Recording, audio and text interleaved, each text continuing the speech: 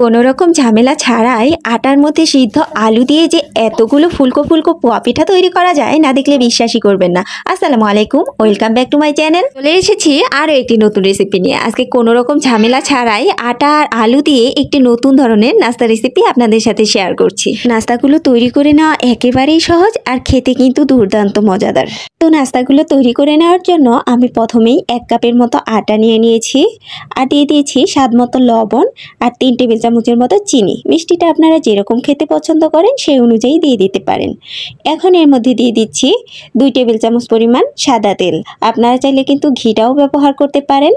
দেওয়া হয়ে গেলে এবার এর মধ্যে দিয়ে দিচ্ছি আগে থেকে সিদ্ধ করে রাখা আলু। আমি এখানে 2টি সিদ্ধ আলু নিয়ে নিয়েছি। এবার আলুর সাথে ময়দাগুলোকে সুন্দরভাবে মেখে নিচ্ছি। এ পর্যায়ে আমার কাছে ডোটা একটু শুকনো শুকনো মনে হচ্ছে, তাই আমি 1 টেবিল চামচের মতো পানি দিয়ে দিচ্ছি। তবে আপনারা যদি আলুটা একটু বেশি পরিমাণে দেন সেক্ষেত্রে কিন্তু পানিটা দেওয়ার প্রয়োজন হবে না। আমার আলুটা একটু কম হয়ে গেছিলো তাই আমি পানিটা দিয়ে নিয়েছি। দেখুন সফট একটা ডো তৈরি করে নিয়েছি। এবার এর উপরে হালকা তেল ব্রাশ করে এটিকে রেস্টে রেখে দিচ্ছি প্রায় 10 মিনিটের মতো। ফিরে এলাম 10 মিনিট পর। দেখুন ডোটা কিন্তু আরও অনেকটা সফট হয়ে গেছে। এবার আরও একটু সুন্দরভাবে মথে নিলাম। মথে নেওয়া হয়ে গেলে এবার আমি একটা রুটি বেলে নিব। রুটিটা কিন্তু বেলে নেওয়ার জন্য আটা বা ময়দা ব্যবহার করতে হবে, তেল ব্যবহার করা যাবে না। আর এই রুটিটা কিন্তু বেশি পাতলা অথবা বেশি মোটা করে বেলা যাবে না, একটা মিডিয়াম সাইজের রুটি বেলে নিতে হবে। দেখুন ময়দা দিয়ে সুন্দরভাবে রুটিটাকে বড় করে বেলে নিচ্ছি। আর আলুর সাথে ময়দাটা মেখে নেওয়ার সময় একটু সুন্দরভাবে মেখে নিতে হবে যাতে আলুটা গোটা গোটা থেকে না যায়, তাহলে কিন্তু রুটিটা বেলার সময় ভালো হবে না। দেখুন আমার রুটির পুরুত্বটা আপনারা দেখেই হয়তো বুঝতে পারছেন এটি আমি কেমন রেখেছি। এবার আমি কেটে নিব। কেটে নেওয়ার জন্য আমি একটা বয়মের মুখ নিয়ে নিয়েছি, এটি দিয়েই কেটে নিচ্ছি। আপনারা চাইলে কুকি কাটার ব্যবহার করতে পারেন, তবে আমার কাছে মনে হয় কুকি কাটার দিয়ে কাটলে একটু বেশি ছোট হয়ে যাচ্ছে আর ওই সাইজটায় বেশি দেখতে ভাল লাগছে না। তাই আমি সবগুলো পিঠাই এভাবে বয়মের মুখ দিয়ে মিডিয়াম সাইজের করে কেটে নিয়েছি। আর এই পিঠাগুলো তৈরি করে নেওয়ার পর কিন্তু একটা পিঠার উপরে আরেকটা পিঠা রেখে বেশিক্ষণ রাখতে যাবেন না, তাড়াতাড়ি করেই ভেজে নিতে হবে, না হলে কিন্তু একটা পিঠার সাথে আরেকটা পিঠা লেগে যেতে পারে। দেখুন আমি সবগুলো একই রকমভাবে সুন্দরভাবে কেটে নিয়েছি। এবার আমি ভেজে নিচ্ছি।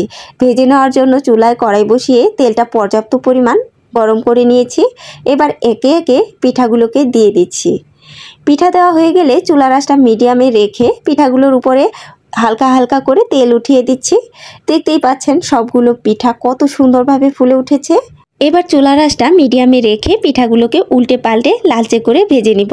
বাসায় একবার হলেও এই পিঠাগুলো বানিয়ে দেখবেন, বাসায় ছোট বড় সবাই অনেক বেশি পছন্দ করবে আর আপনার প্রশংসা করবে।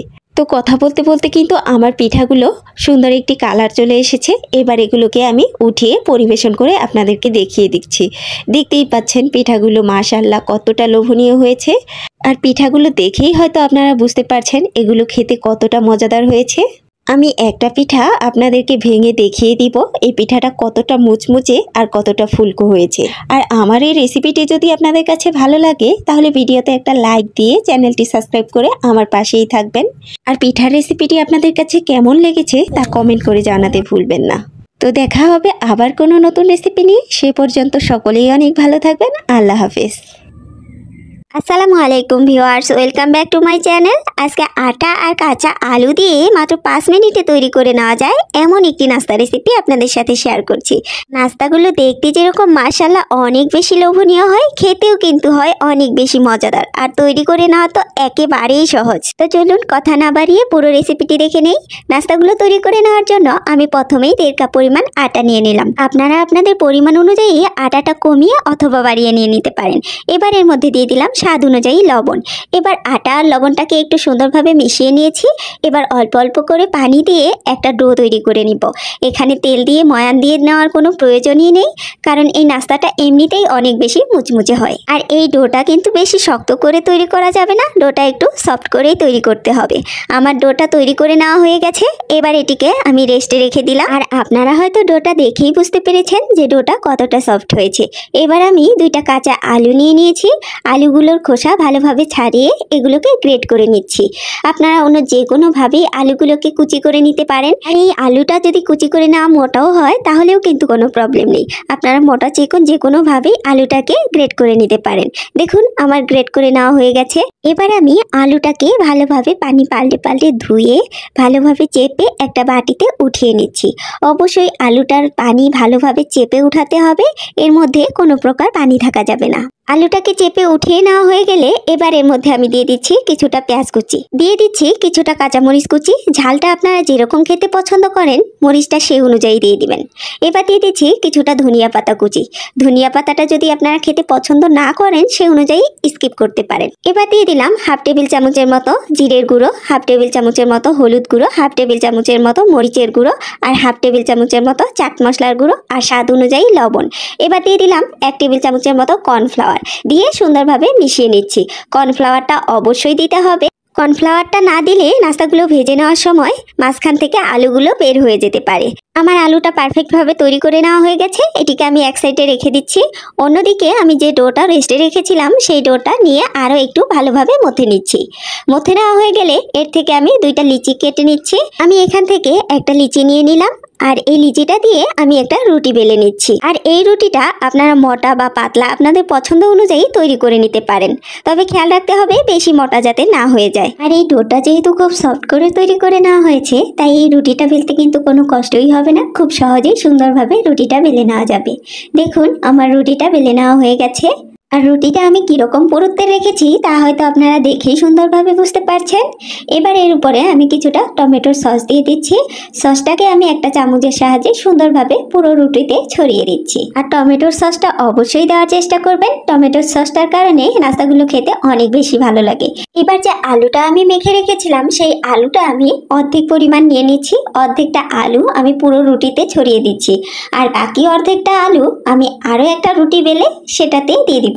কথা বলতে বলতে কিন্তু আলুর পুরটা আমি পুরো রুটিতে সুন্দরভাবে ছড়িয়ে দিয়েছি।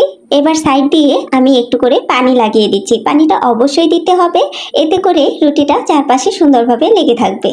এবার দেখুন আমি চারপাশ থেকে কিভাবে ভাঁজ করে দিচ্ছি, এটা আপনারা দেখলেই অনেক সুন্দরভাবে বুঝতে পারবেন, বলে বোঝানোর কিচ্ছু নেই। চারপাশে ভাঁজ দিয়ে নেওয়া হয়ে গেলে এবার এক পাশ থেকে এভাবে আমি ফোল্ড করে নিচ্ছি। দেখুন আপনারা দেখলেই ভালোভাবে বুঝতে পারবেন। এবার এক সাইডে আমি পানি লাগিয়ে সুন্দরভাবে লাগিয়ে দিচ্ছি। দেখুন আমার একটি তৈরি হয়ে গেছে। নাস্তাগুলো কিন্তু তৈরি করে নেওয়া অনেক বেশি সহজ আর অল্প সময়েই তৈরি করে নেওয়া হয়ে যায়। আমি একটা বাটিতে চুলায় পানি গরম হতে দিয়ে দিয়েছি আর এই নাস্তাগুলোকে আমি একটা পাতলা ছাঁকনির উপরে দিয়ে দিলাম। একইভাবে আমি 2টাই তৈরি করে নিয়েছি। দেখুন ফুটন্ত গরম পানির উপরে ছাঁকনিটা বসিয়ে দিয়ে আমি 2 মিনিটের মতো ভাপিয়ে নিচ্ছি। 2 মিনিট পর আমার নাস্তাগুলো রেডি হয়ে গেছে। এবার এগুলোকে নামিয়ে ঠান্ডা করে নিচ্ছি। অন্যদিকে একটা বাটিতে আমি 2 টেবিল চামচের মতো কর্নফ্লাওয়ার, 1 টেবিল চামচের মতো আটা, 1 চিমটি পরিমাণ লবণ, 1 টেবিল চামচের মতো সাদা তিল আর কিছুটা ধনিয়া পাতা আর দিয়ে দিয়েছি হাফ টেবিল চামচের মতো চিলি ফ্লেক্স দিয়ে বেশি করে পানি দিয়ে একটা পাতলা ব্যাটার তৈরি করে নিব। এই ব্যাটারটা কিন্তু একেবারেই পাতলা হবে, ঘন হবে না। আর আপনারা চাইলে কিন্তু শুধুমাত্র আটা দিয়েও ব্যাটারটা তৈরি করে নিতে পারেন। আমার ভাপ দিয়ে রাখা নাস্তাগুলো ঠান্ডা হয়ে গেছে। এবার এগুলোকে আমি পিস পিস করে কেটে নিচ্ছি। আমি 2 রকমভাবে নাস্তাগুলোকে তৈরি করে আপনাদেরকে দেখিয়ে দিচ্ছি। আপনারা আপনাদের পছন্দ অনুযায়ী যে কোনো সাইজেই কিন্তু নাস্তাগুলোকে কেটে নিতে পারেন। আর আমি নাস্তাগুলোকে কিভাবে কেটে নিচ্ছি এটা আপনারা দেখলেই সুন্দরভাবে বুঝতে পারবেন। একরকমভাবে কেটে নেওয়া হয়ে গেছে। এবার আমি আরও একরকম করে কেটে দেখিয়ে দিচ্ছি। দেখতেই পেলেন নাস্তাগুলো কেটে নেওয়া কতটা সহজ। আর দেখুন নাস্তাগুলোকে এই অবস্থাতেই কতটা সুন্দর লাগছে। আর আমি কিভাবে এই নাস্তাগুলো কেটে নিলাম তা বলে বোঝানোর কিছুই নেই, আপনারা দেখলেই সুন্দরভাবে বুঝতে পারবেন। এবার আমি একটা নাস্তা নিয়ে নিচ্ছি আর যে ব্যাটারটা তৈরি করে রেখেছিলাম সেই ব্যাটারের মধ্যে ডুবিয়ে গরম তেলে দিয়ে দিচ্ছি। তেলটাকে আমি আগে থেকেই ভালোভাবে গরম করে নিয়েছি। এবার একে একে নাস্তাগুলোকে গরম তেলে দিয়ে দিচ্ছি। নাস্তাগুলো ভেজে নেওয়ার সময় অবশ্যই খেয়াল রাখতে হবে তেলটা যাতে ভালোভাবে গরম করে নেওয়া হলেই নাস্তাগুলোকে দেওয়া হয়।